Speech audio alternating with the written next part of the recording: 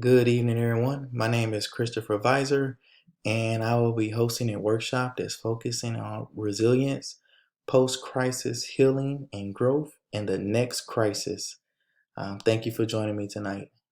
Building organizational resilience is very important um, as it helps organizations to make the necessary adjustments so they could overcome any adversity or crisis.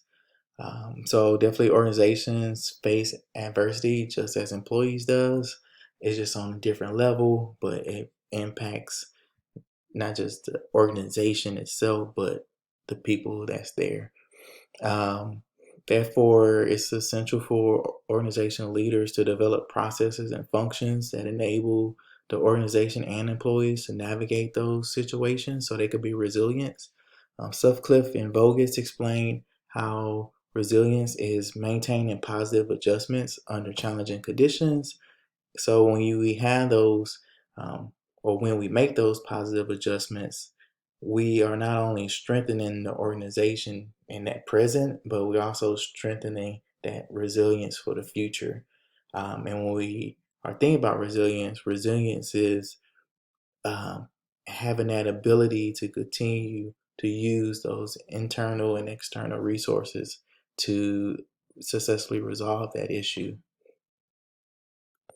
Organizational resilience, like I shared, is definitely needed if an organization wants to try to overcome situations or crises that could impact the organization. Um, Hillman and Gunther defined organizational resilience as the ability of an organization to quickly recover from adversity through efficient resource mobilization and utilization to maintain operations. This allows the organization to have the capacity to endure and navigate through challenging situations that come unexpectedly. Organizational resilience is achieved by improving processes, enhancing the ability to quickly process feedback, rearrange knowledge and resources, and adapt to changing circumstances.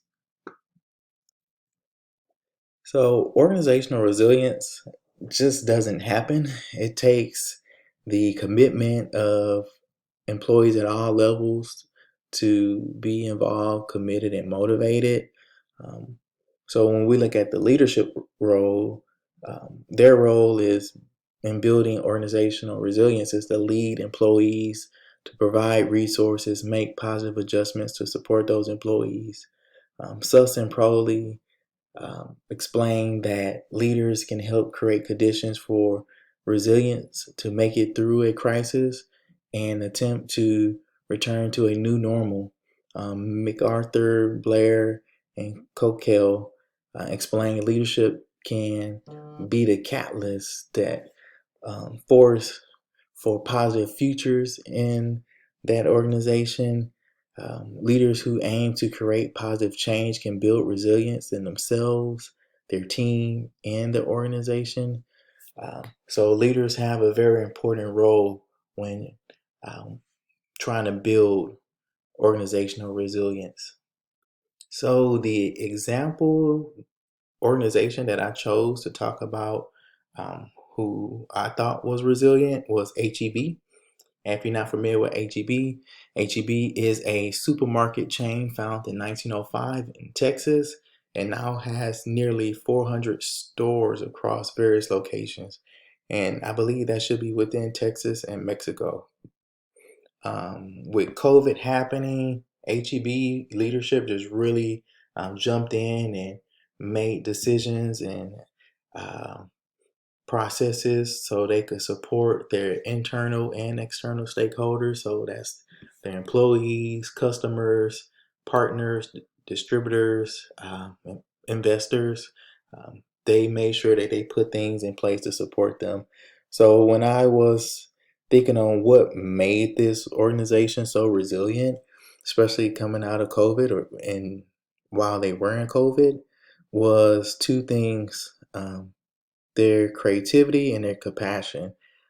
Their creativity allowed them to think differently on how they want to serve their stakeholders. So definitely, they were one of the first supermarkets to implement social distancing. They also established the delivery service for their customers that was 60 and older. They relied on various distributors and partners to ensure that they had their products delivered to the different locations. Wells even shared within that article that um, they utilized one of their beer distributors to ship their eggs. So that was just really thinking outside the box, being that those two products are like on different sides of the story. But this last one I felt kind of fell between creativity and compassion. Um, Definitely HEB tried to offer more bulk items, but this last part with them making sure that they limited certain products, such as like toilet paper, because during the pandemic, um, and customers were buying things in bulk to stock up at home, meaning that some people bought more than needed and some people didn't have. HEB put this in place to ensure that all their customers had the opportunity to get what they needed. So, like I said, I kind of felt like that fell through creativity and compassion. But my 2 points for compassion was that they valued their employees, that they ensured that they paid in decrease. Um, and Wells actually shared in this article as well that HEB offered a bonus to their employees as well. This was around October, I believe. And also that HEB wanted to remind their customers and employees that they were in this together. So they would make that statement across the store intercom, just to remind people the unity of we're going to get through this as a community. All right. The four factors that I identified for organization to be resilient was human factor, emotional resilience factor, resilient thinking factor, and balance and recovery factor. So with the human factor, it just kind of goes in play that we can't do this without people. Sandra O'Neill firm kind of showed that in their unfortunate event where they was trying to recover from the 9/11 attack, how they lost employees and that they just had to really focus on the people, and that really worked for them as they was able to build relationships, managing their emotions while trying to connect with those families and other partners, and just motivating their employees in general. The human factor is very important. That's why I actually put that first. With the emotional resilience, being able to control your emotions, manage your emotions is necessary if you want to overcome adversity. And then with the resilient thinking factor, just having a resilient mindset can help you view things more positively, and just have a more optimistic way of thinking while handling a stressful situation. And lastly was the balance and recovery factor. Um, just when we want to balance the work demand and then the home demand, like we have to find that opportunity for our employees to have time to recover from pushing so hard or trying to respond so quickly so they could stay resilient in their situation. Now we'll kind of be touching on the impact of positivity. So I'll be looking at positive relationships, positive emotions, and positive culture. So when fostering a positive relationship, it's vital to building and sustaining organizational resilience during a crisis as it cultivates trust, communication, and respect between colleagues. And also it could apply to external partners as well. Positive relationships are essential resources that enable individuals and organizations to build resilience in the face of the work stress challenges. With positive emotions, when building organizational resilience, positive emotions are beneficial to support employees and leaders as they will contribute to their perception of adversity. Bridgerton et al. Explained that positive emotions um, can monetarily broaden employees' modes of thinking, which can improve their ways of coping with current stress. And then with positive culture encompass various organizational practices, creating an inclusive environment that includes fostering a sense of belonging and respect for diversity and promoting open communication and teamwork. Um, Murchison shared that positive culture produces positive outcomes as it supports employees to be joyful, happy, and engaged, which makes colleagues more willing to collaborate. Part two of this workshop is focused on post crisis growth and healing. Events of crisis can have a severe impact on organizations. However, such situations can lead to positive outcomes. According to Cameron and Spritzer, post traumatic growth is a concept that indicates positive change can arise from pain and suffering, which is not a new idea, but sometimes it's hard to think like that when you are actually in some type of crisis or situation that's um, not the best situation.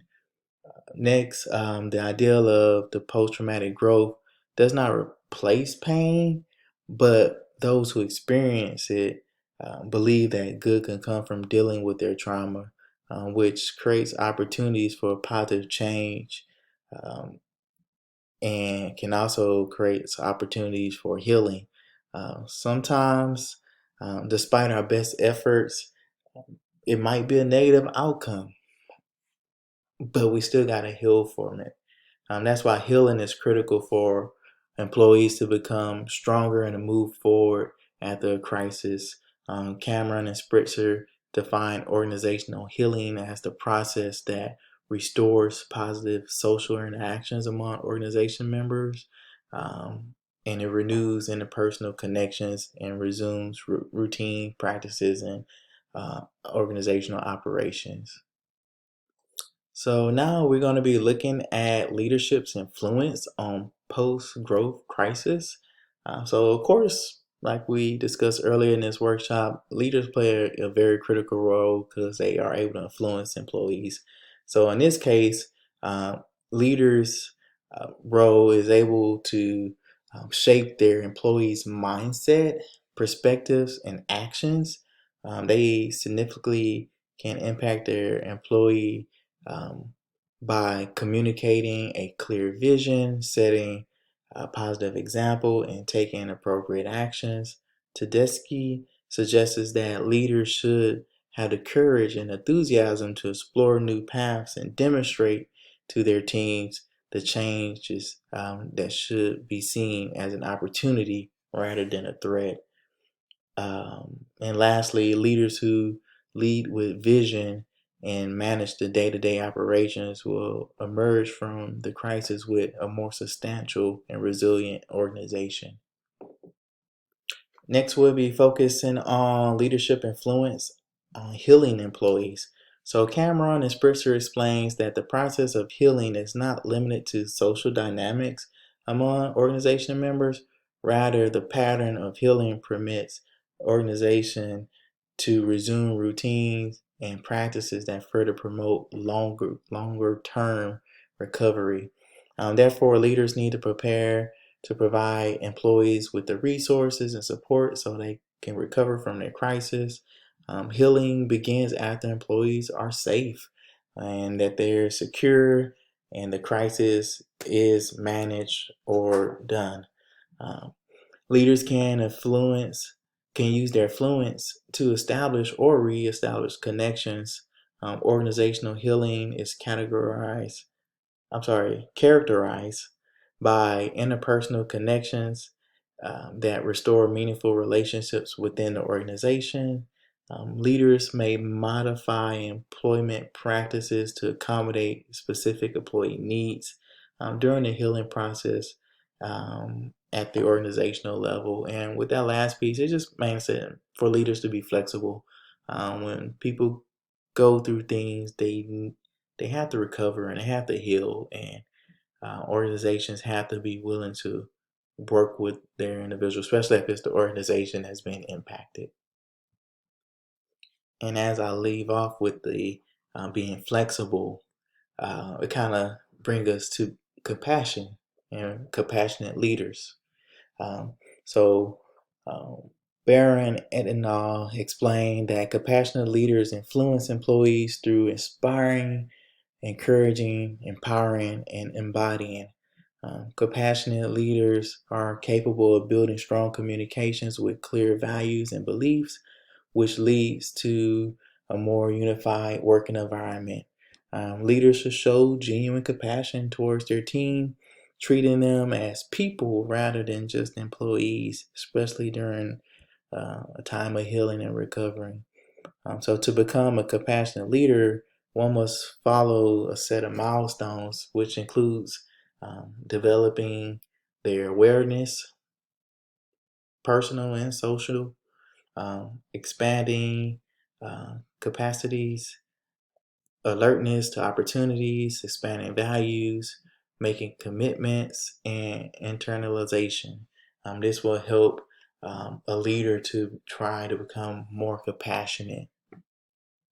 Also, far as virtuous leadership, I feel like this is also helpful when organization is trying to recover and heal and grow from what they just went through. Because this type of leadership behavior focus on, the honesty, the fairness, the integrity, and just cultivating a positive work culture and just being very supportive. I think that's really needed during this time. Hendricks et al. Explains or defines a virtuous leadership as a style where leaders voluntarily exhibit behaviors consistent with diplomacy, um, temperance, courage, and justice. Also, virtuous leadership can improve work related well being through various mechanisms, including creating a good climate, better objectives for job characteristics and outcomes for employees, and subjective trust-based processes as well. All right, so the last section I'll be talking about in this workshop will be preparing for the next crisis. So it's a great feeling once an organization is able to successfully navigate a crisis because they can help their employees heal and recover now. The organization could try to get in a better place. They could also review and recognize any new positive outcomes that might have come from this situation. However, it's not for the organization to become complacent once they overcome that particular crisis. Instead, they need to be preparing for the next one. It's unfortunate, you never know when a crisis is going to come up. However, through prior planning, an organization can an organization can successfully deal with any upcoming crisis. So the key to organizational resilience is establishing an adaptable practice that can be implemented and used for unexpected situations. And I really feel like that comes by the organization ensuring that they establish processes, procedures, and policies, um, which will help prepare the organization for the next crisis. So leaders can prepare for a crisis by establishing a crisis management plan, um, or also a crisis management team, because having a plan in place um, just kind of will help to establish like clear communication channels, outlining steps to have rapid response, also to prepare for recovery, defining roles and responsibilities, identifying risks. So all that's very important. Um, so leaders can also try to conduct like pre-crisis training, but be aware of its limitations. So by organizational leaders ensuring that they have processes in place, making sure that the organization is well equipped to respond to crisis in a timely manner. And next, procedures are important because with procedures, they offer effective and transparent practices that help minimize damages and find solutions and just really to keep the organization safe and its employees safe. And lastly, policies. Um, Policies are good to have because it helps the organization to better prepare and handle unexpected situations. Like, once again, just keeping employees safe and trying to minimize any impact from the crisis and prevent further damage to the organization's reputation or stability or financial stability. Thank you for listening to my presentation workshop. I hope you got something out of it, and I hope you have a great night.